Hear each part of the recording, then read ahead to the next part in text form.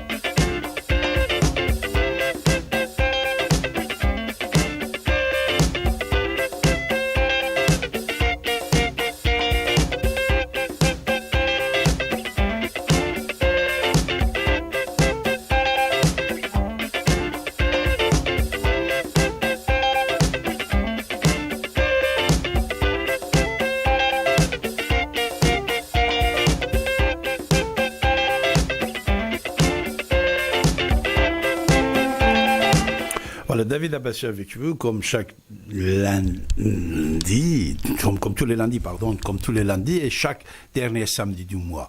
Alors, dernier samedi du mois, ce sera samedi prochain, n'est-ce pas? Ce sera le dernier samedi, et lundi, c'est lundi, on est là, ici et maintenant. Une chose qui est très intéressante, peut-être vous n'avez pas pu le constater dans le voyage de président Trump avec sa femme et sa fille en Arabie Saoudite, c'est deux anecdotes très intéressantes. Alors, je ne sais pas si vous le savez ou non, vous pouvez composer le 08 92 23 95 20 pour nous dire, même si vous avez d'autres choses à nous dire, même s'il y a d'autres informations que vous préférez de parler ce soir, on est là avec vous, sans aucun problème, vous avez la parole. Hier, je disais à mes amis qui étaient venus là-bas au salon de livres, je disais que nous, on a parlé beaucoup pendant 40 ans, c'est vrai, de temps en temps, les gens qui se rappellent, les samedis, David, il restait jusqu'à 6 heures du matin. C'est-à-dire, on commençait 23 heures, et on restait jusqu'à 6 heures du matin, et toutes les lignes s'étaient occupées à l'époque, voilà, dans les années 80, 90. Pour ça, je crois qu'on a tout dit, hein, mais le politique, vous savez, c'est comme un feuilleton qui se répète et les personnages, ça change, les visages qui changent, mais le bout, c'est toujours, c'est la même chose. Seulement, de temps en temps, c'est la force qui transfère les pays. De temps en temps, c'est là le pouvoir, et de temps en temps, il va abandonner, aller dans un autre endroit. Et c'est les acteurs qui changent, mais malheureusement, le victime, c'est la majorité du peuple partout dans le monde entier et qui est touché par les guerres, par le racisme, par la discrimination, par la pauvreté, et par raciste, je vais insister, et par pauvreté surtout. Pauvreté, c'est énorme actuellement avec une nouvelle technologie que vous pouvez constater dans le monde. Ça n'a pas aidé les pauvres. Malheureusement, d'un côté, on dépense des milliards et de l'autre côté, on n'a pas des centimes pour manger. Et ça, tout juste peut-être c'était comme ça, mais jamais on n'a pas eu des gens pour pouvoir bien lutter comme Abbé Pierre pour régler profondément certains problèmes. Alors, deux anecdotes de voyage de Trump aux États-Unis, en Arabie Saoudite, et vous avez la parole, en composant le 08 92 23 95 20. Et les deux, ça concerne sa fille. Tout à l'heure, on m'a envoyé un petit film de 30 secondes, 45. Et le film, vous ne pouvez pas le voir, je ne peux pas vous l'envoyer ça. Alors, la fille de Trump, il a envie de aller se promener en ville dès qu'elle entre parmi les gens, les gens de la rue. Il y a une cinquantaine des enfants saoudiens qui sont autour d'elle en train de le toucher ses cheveux, toucher ses bras, toucher la ventre de la fille de M. Trump. Et elle est un peu gênée, mais en même temps, il dit qu'est-ce que ça veut dire. C'est-à-dire quand vous touchez un chat, mais les grandes, bien sûr, les garçons, les filles sont tellement petits, et quand ils vont toucher la tête de cette belle fille, c'est un peu compliqué, mais ils font ça. C'est 30 secondes, 45 secondes de film. C'est très amusant, c'est-à-dire les gens qui, soi-disant, puisqu'ils voyaient toujours les femmes voilées sous le chador, tout d'un coup, ils voient une belle fille avec des cheveux, je ne sais pas quoi. Alors, on est en train de le toucher. Voilà. Et deuxième chose, je ne sais pas si vous savez ou non, un des chefs de tribu, parce que vous savez, c'est des chefs de tribu, enfin, c'est des chefs de tribu, on dit Amir, et après Amir, c'était transféré en français, on dit roi, les princes et tout ça. Mais le prince, c'est des héritiers de pouvoir, des dynasties, vous voyez, c'est-à-dire des dynasties de... enfin... Vous savez qu'est-ce que ça veut dire, je ne vais pas vous expliquer. C'est des chefs de tribu qu'on le prend comme les rois, comme les princes. Surtout qu'ils ont l'argent, assez l'argent, pour dépenser, pour donner des kilos de l'or et des milliards de contrats. Alors, c'est des princes et c'est des rois. Alors, il y en a un de ces princes-là qui a demandé la main de fille de Trump, sans savoir qu'il était déjà marié. Peut-être il a fait ça pour la fille qui n'est pas mariée, mais je crois que la fille qui était là avec son père en Arabie Saoudite, c'est la fille qui est déjà mariée. Voilà. C'est deux anecdotes aussi un peu peut-être comiques et de ce voyage, mes chers amis.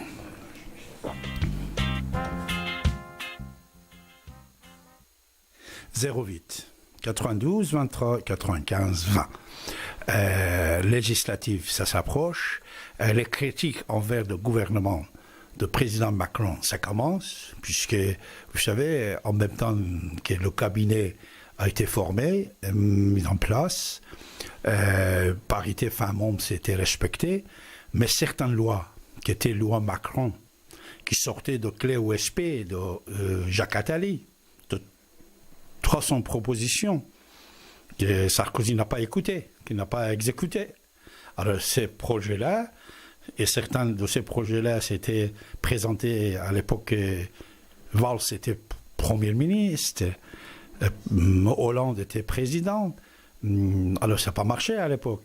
Il y avait des manifestations, de contestations et tout ça. Mais maintenant, avec ce gouvernement, président Macron ne va pas abandonner ses projets. Il ne va pas abandonner les clés USB qui étaient complétées, nettoyées, mises à jour.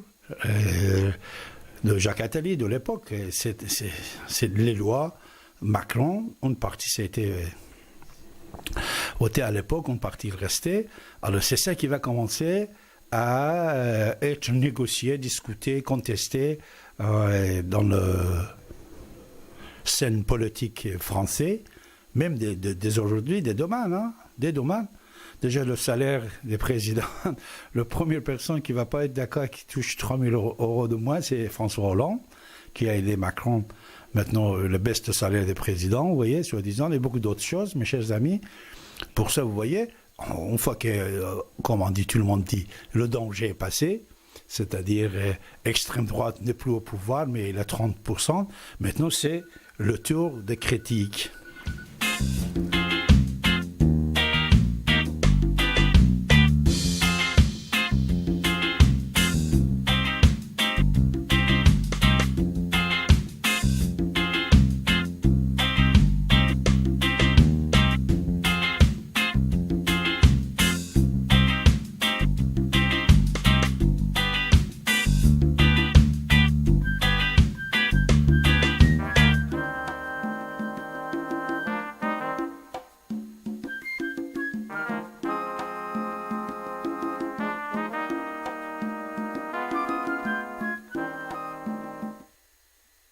Nous avons Betty avec nous. Bonsoir Betty, comment allez-vous?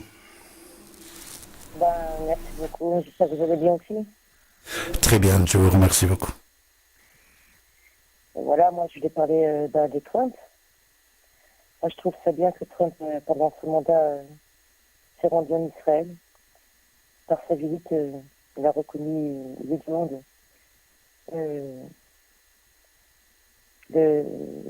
qu'Israël c'était un pays juif. Et moi je trouve ça très bien. Après,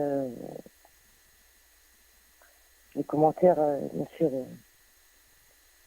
extrémistes, vous les connaissez, de toutes parts. Ensuite, j'ai appris il n'y a pas longtemps qu'en Arabie Saoudite, alors je ne sais pas si c'est vrai, qu'il était interdit que la présence des Juifs. Est-ce que c'est vrai? Oui, Betty. Allô? Oui, on vous écoute. Hein? J'ai appris ça, j'étais très étonnée qu'en Arabie Saoudite, la présence d'un Juif était interdite. Même la présence d'un chrétien, j'étais vraiment étonnée et choquée à la limite, parce que comment sur cette terre on peut interdire la présence d'une personne alors que c'est faux, puisqu'il s'est même rendu en Arabie Saoudite avec sa fille et son gendre. Donc leur charte, on va dire, islamique, elle n'a pas été jusqu'au bout, puisque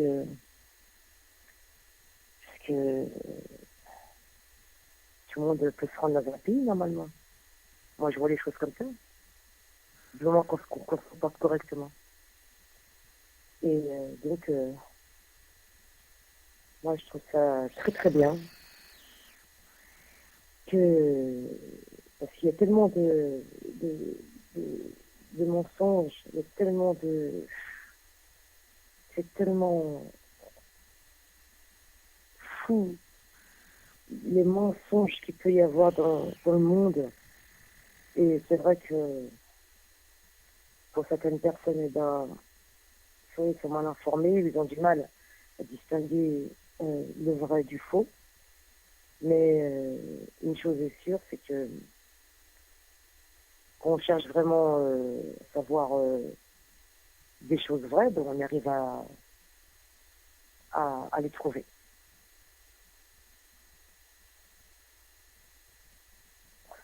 Voilà. Donc je vous ai appelé parce que j'aime bien votre émission. C'est pour ça que je vous ai appelé.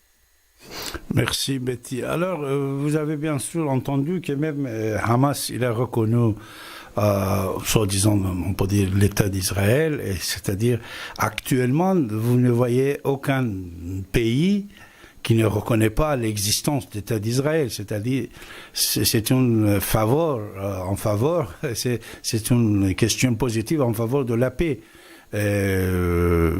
Alors si les autres aussi ils l'entendent, ils l'écoutent et que les conflits seraient terminés, vraiment, je crois qu'il y en aura une autre vie. Si vous êtes historien, Israël, ça existe, ça fait plus de 3000 ans. Il faut le dire. S'il y a des musulmans ou des chrétiens qui écoutent, je leur lance un message. Jésus, il est né, on va dire, maintenant ça fait 2017 ans. L'islam, il est né, ça fait 1400 et des poussières, on va dire 1500, je ne sais pas exactement. Il était avant. Donc Jésus était juif, déjà. Donc il était sur la terre juif. En Israël. Ça fait plus de 3000 ans. Et ça fait 3000 ans qu'ils répètent la même chanson. Ça ne leur appartient pas. C'est toujours la même histoire. Mais partout, j'entends ça. C'est dans la tête des gens. Ils ont été... alors, je ne sais pas d'où est-ce que ça vient exactement, ce mensonge puissant. Ce mensonge tellement énorme qu'il en devient une vérité pour une majorité de personnes. Alors qu'Israël a toujours existé. Depuis plus de 3000 ans. Étant donné que vous êtes historien, c'est bien parce que les gens ils font aussi référence quelquefois à tout ce qui concerne les religions. Et moi, je trouve ça bien aussi que Trump s'est rendu en Terre Sainte, hein, parce que Israël, ça a été l'origine de l'histoire religieuse. Jusqu'à aujourd'hui, c'est l'origine. Ensuite, après, chacun... moi, je suis pour la liberté, attention. Hein. Chacun est libre de croire en ce qui lui semble meilleur ou bon. Mais l'origine du monde, l'origine de l'histoire, elle vient bien d'Israël, oui ou non? Les historiens, ça vient bien de là. Alors, puisque vous me posez la question, Betty, je vais vous répondre, et les autres aussi, vous avez le droit d'intervenir, mes chers amis. Alors, concernant Jérusalem musulmane, chrétienne ou juive, et David Abbassi a une petite vidéo de 5 minutes. Et quand à l'UNESCO, à l'époque de François Hollande, on a voté en faveur de Jérusalem, ville musulmane, cette intervention s'était faite par David dans ma télévision. Vous pouvez taper David Abbassi, Jérusalem, musulman ou juif. Et 5 minutes, vous avez la réponse. Mais une chose qu'il faut dire, vous avez tout à fait raison, l'islam n'est que venu depuis 1400 ans, et Jérusalem s'était créé même avant l'islam. Roi David et Salomon, ça existait plusieurs centaines d'années avant l'islam, Jérusalem également.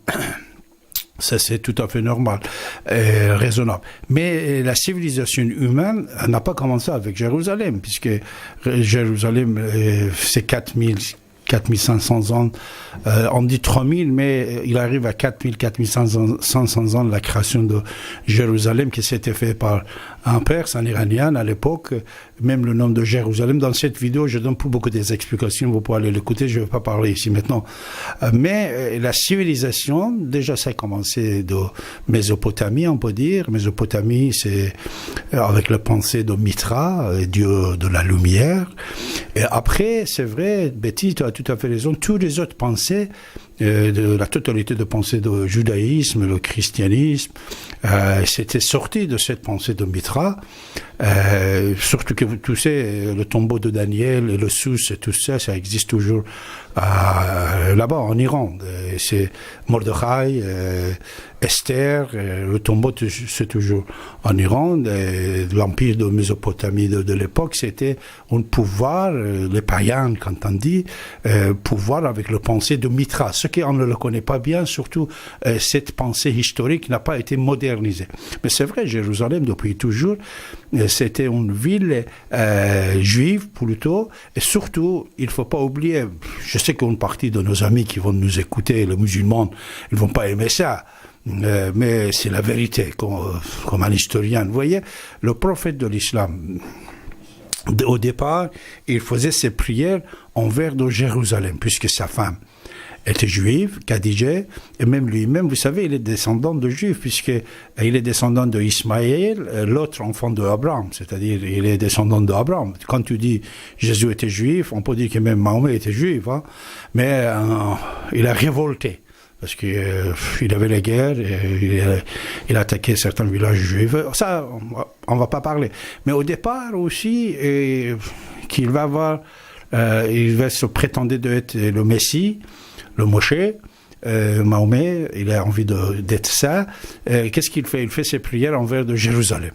Mais tout de suite, après un certain temps, il va changer de direction, il va abandonner le Jérusalem et il va faire ses prières envers de la Mecque. C'est pour ça, Betty, tu as tout à fait raison, mais c'est une leçon de l'histoire. Ce n'est pas une idée personnelle ou contre ça ou pour ça, non, c'est l'histoire qui David, il vous dit. Pour l'islam, Jérusalem, c'est la troisième ville. Première ville sainte, c'est le Mecque, deuxième c'est le Médine, et troisième c'est Jérusalem. Et comme tu viens de dire, dans les deux premières villes, ce qui soit la Mecque ou le Médine, aucun d'autre chrétien, juif, non musulman n'a pas le droit d'y entrer. C'est interdit d'entrer dans tous ces pays, les deux villes-là. Pourquoi? Puisqu'il est en Arabie Saoudite, et ils ne sont pas propres, ces gens-là. Les gens qui ne sont pas musulmans ne sont pas propres. Ils n'ont pas le droit d'y entrer. Mais Jérusalem, il est resté toujours troisième ville musulmane, deuxième ville chrétienne. Puisque la première ville, c'est la ville où Jésus il est né, et après, deuxième ville, c'est Jérusalem. Mais pour les Juifs, depuis toujours, c'était la première ville, puisque c'est leur histoire s'était fondée autour de cette ville, et était racontée, et les rois, tout ça, que ce soit Salomon, et David, tout ça, c'était la bête. Voilà. Une petite anecdote suite à ta demande. Hein? Oui. Oui, il y a juste une chose, vous avez dit... Allô? Vous m'entendez? Oui, Betty, oui, on vous entend, oui. Vous avez dit que les musulmans, ils descendent des juifs, non? Ismaël, c'est partie d'une autre tribu. Il ne descend pas de... Non, son père, c'était Abraham, de toute façon. C'était Abraham, son père, mais sa mère, c'était Hajar, c'était le servant de Sarah. Oui. Mais son père, quand même, c'était juif, et son père, c'est vrai que le judaïsme, c'est à partir de maman, mais...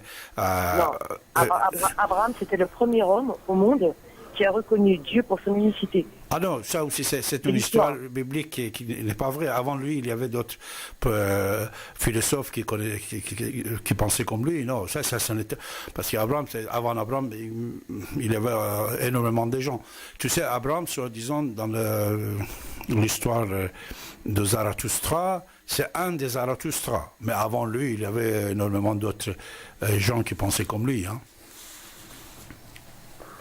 Oui, et tout à l'heure, vous avez parlé du Hamas. Je n'ai pas compris, je n'ai pas entendu la question.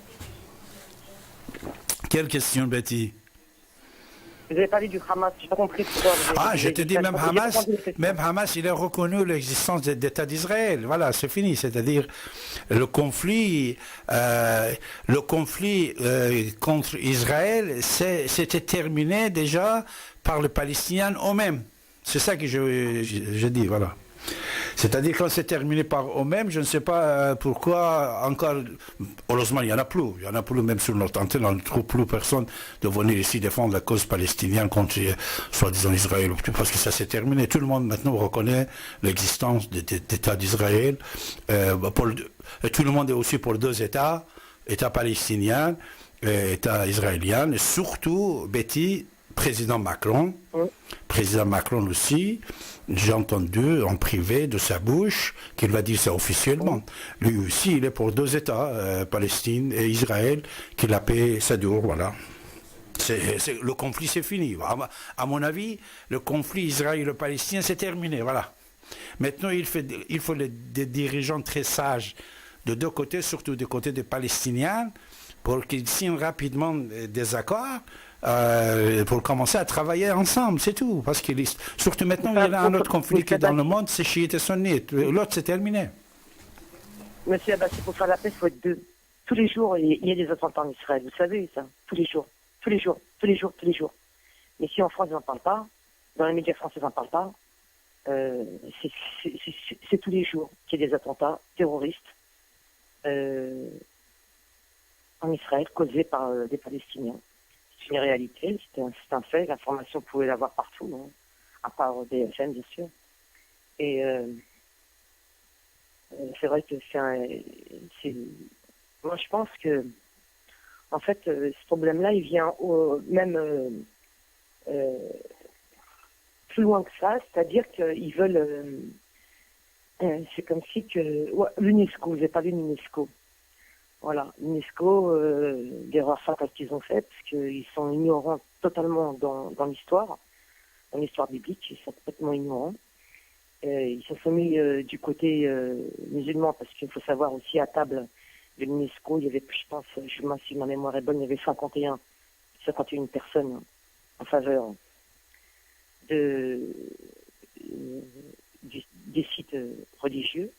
Alors, une chose que je voudrais comprendre, si, comme ils disent au nom du temple, il y a aussi la tombe de Yeshua Benoun, Josué en français, il est respecté. Pourquoi ils saccagent les tombes des prophètes, hein?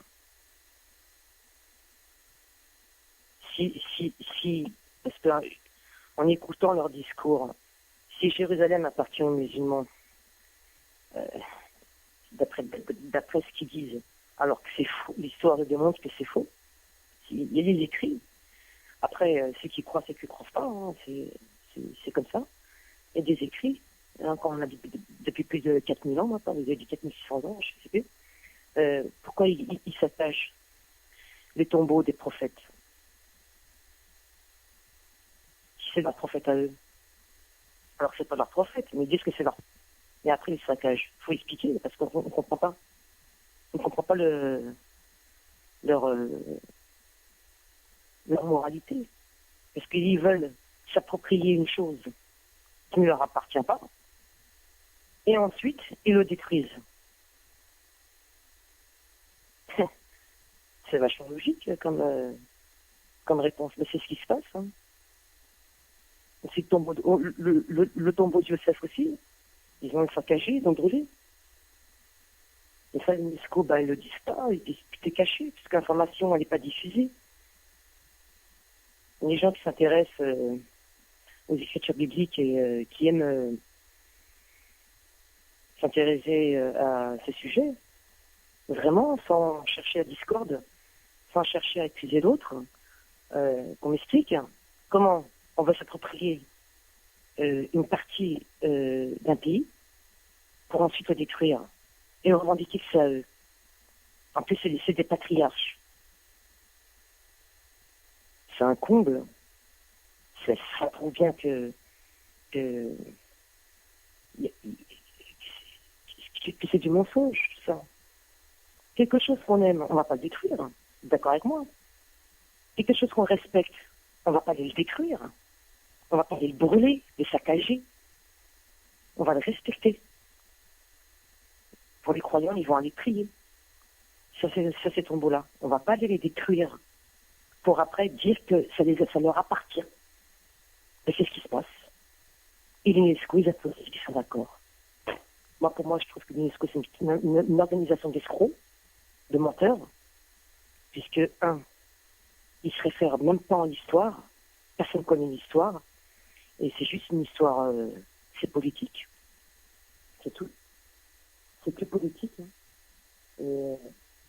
Et je trouve ça un peu inadmissible de saccager les tombeaux. C'est scandaleux. Qui, depuis des lustres, depuis des siècles et des siècles que ça existe. Et ça, en France, la majorité des gens qui hurlent au scandale, ils sont même pas au courant de ce qui se passe, quoi. Qui hurlent à l'injustice, qui hurlent à tout ce qu'on veut, alors qu'en réalité, le vrai sujet, il est même pas écouté, il est même pas respecté. Alors après, vous me parlez de deux États. Moi, personnellement, je suis pour la paix, mais à ce niveau-là, moi, je pense pas qu'il y ait une paix, parce que je vais aller encore plus loin. Dans l'histoire biblique, Gaza, ça appartenait à Israël, vous savez ça? Même Gaza, oui, c'est l'histoire biblique. C'était Ariel Sharon, je pense même au Maradone, qui a donné cette partie-là. C'est l'histoire. Moi, j'invente rien, hein. C'est l'histoire. Ceux qui cherchent l'information, ils trouveront l'information. Mais ça appartenait à Israël. Alors qu'Israël, c'est tout petit. Hein. C'est 350 km, hein, je vais dire, ou sur 500 km. Ça fait même pas la moitié de la France. Un quart de la France. Et le monde regarde Israël comme si c'était je sais pas quoi. Enfin, faut qu'on m'explique, hein, parce que je comprends pas. Des choses qui me dépassent. Je ne comprends pas. Comment le monde peut avec cette haine violente. Je me souviens des manifestations en 2014. J'étais choquée. J'ai vu des choses incroyables, extraordinaires. Dans Paris, c'est ce que j'ai vu. En 2014. Il fallait le voir. Hein. Moi, ce que j'ai vu, je l'ai vu en direct, hein, je l'ai vu en live. Eh ben, c'était de la folie terrible. Quand on voyait aux informations et quand on voyait sur place, ben, c'était hyper flippant. J'ai vu des choses que je ne vais même pas le dire à l'antenne parce que on va pas me croire. Et puis deuxièmement, je le dirai pas. Mais je peux vous dire, c'est grave que même la France puisse laisser faire de telles choses. Moi, je vais pas allumer le feu. Hein. Moi, je suis là en tant qu'observatrice, hein, en tant que ma propre idée du monde, de moi-même, sans que je me fasse influencer par qui que ce soit. J'observe. Et on voit bien que la dernière fois, je vous ai appelé, on parlait de religion, et je vous avais dit que tôt ou tard, les politiques, si vous parlez de Macron, les politiques ils seront forcés de parler de religion, puisque c'est la religion qui va prendre le dessus sur la politique. Et on voit bien ce qui est en train de se passer, déguisé en parti, en revendication, en un tournant, un mouvement politique. Mais tout ça, c'est un déguisement. On voit bien, quoi. Je veux dire,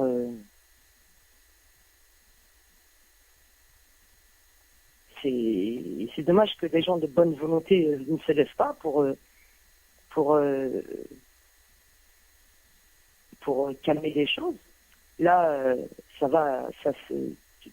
on va dire c'est calme ici en France pour le moment. Mais moi, je redoute fortement autre chose. Merci Betty. Voilà. Merci à vous, M. Baptiste. Merci Betty, bonne soirée. Voilà, c'était Betty sur 95 de FM. Vous savez que vous pouvez nous regarder comme vous regardez à la télé en tapant ici et maintenant.com, ici et maintenant.com dans le monde entier. Et vous avez la parole. C'est vrai que aux États-Unis, on était allé en Arabie Saoudite, après en Israël, puisque Trump était là-bas, et tout d'un coup, avec Betty, on est allé à Jérusalem également avec Trump, histoire de Jérusalem, on a parlé. Vous avez la parole, si vous voulez vous exprimer. Au départ, j'ai parlé sur le projet de moralisation de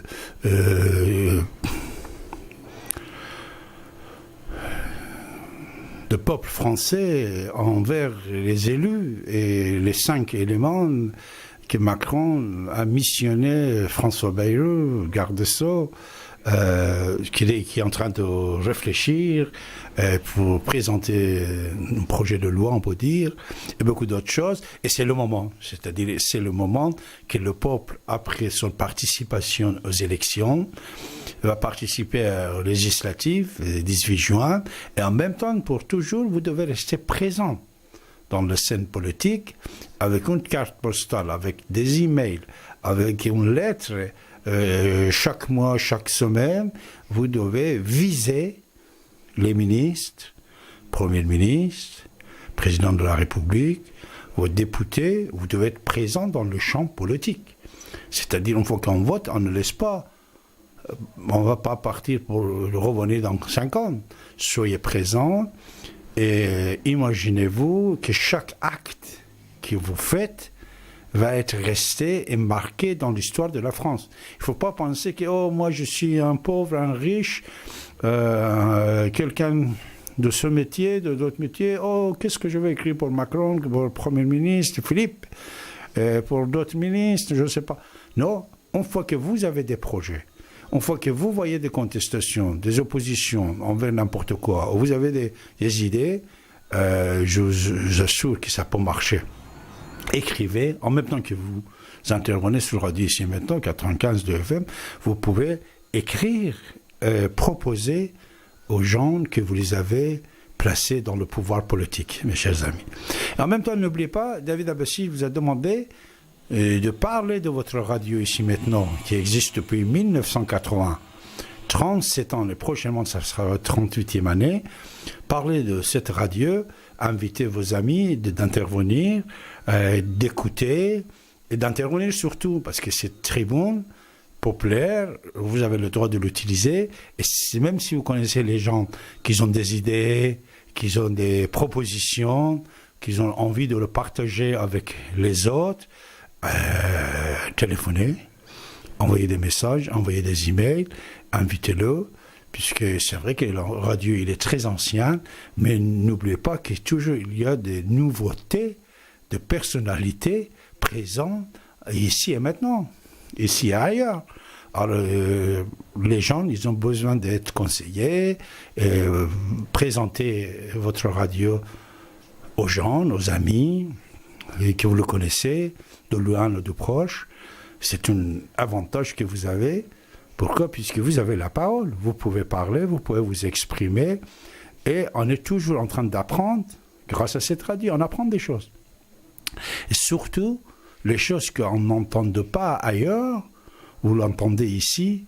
Et en même temps, vous pouvez le partager avec plusieurs personnes dans le monde entier. Puisque vous savez, il y a les gens, les francophones, partout, qui nous écoutent. En composant le 08 92 23 95 20, c'est votre tour et c'est toujours votre tour. Mes chers amis, vous avez la parole.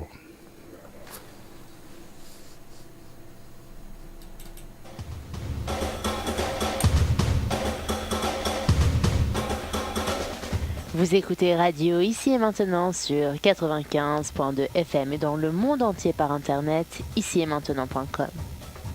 L'humeur du temps présentée par David Abbassi, écrivain et historien, tous les lundis et chaque dernier samedi du mois dès 23h. Vous avez la parole pour vous exprimer et poser vos questions en composant le 08 92 23 95 20. 08 92 23 95